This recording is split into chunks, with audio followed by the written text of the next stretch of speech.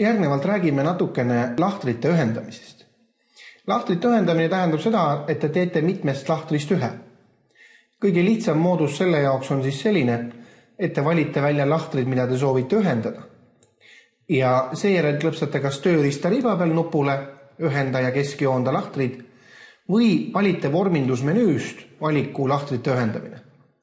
Ja ka siin on siis seesama valik, mis tööriista riba peal ehk ühenda ja keskjoonda lahtrid ja on siis lihtsalt ühenda, mis tähendab siis seda, et peale ühendamist ei ole keskjoondust ehk siis üks nupuvajutus vähem.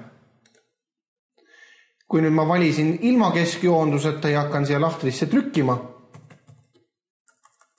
lahter, siis näete, et tekst on all vasakus nurgas. Kui ma oleks ära märkinud ja valinud selle teise nupu joonda keskele, siis on tekst automaatselt keskel.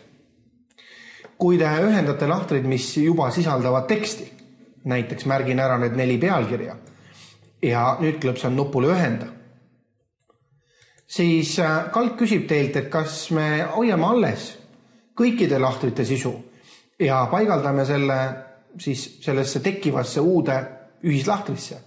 Siis te klõpsate jah. Ja näete, et on üks suur lahter, aga siia sisse on trükitud siis kõik see, mis oli ennem 4. lahtris. Võtan selle sammu tagasi.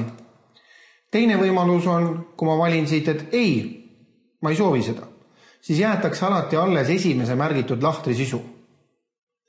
Kui te soovite ühendatud lahtreid uuesti muuta mitmeks lahtriks, siis te märgite selle lahtri ära ja lülitate selle nupu välja. Ja näete, ilusti ilmus ka tagasi see tekst, mis seal eelnevalt oli. Samamoodi näete siin, märgin ära ühendatud lahtri ja lülitan nupu välja.